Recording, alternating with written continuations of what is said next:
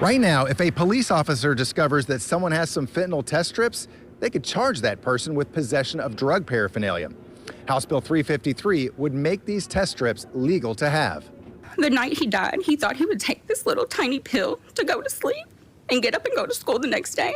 Sydney Romo was in Frankfort on Wednesday, telling state lawmakers the story of her nephew's overdose death from a pill laced with fentanyl. Had Parker been educated about the facts of fentanyl and had testing strips in his possession, or had been educated, he would have that would have changed his opinion on taking that pill that night.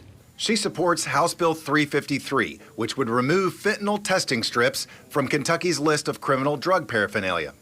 Mike Walker of the Kentucky Harm Reduction Coalition says police in some communities are charging people when they find the test strips, sometimes because drug dealers use similar products to test the purity of drugs they buy and sell. Somebody has a device or material that they can test drugs with, they must have drugs, so they must have a drug addict. So let's go down the line and use that last one and make it criminalized instead of giving them resources.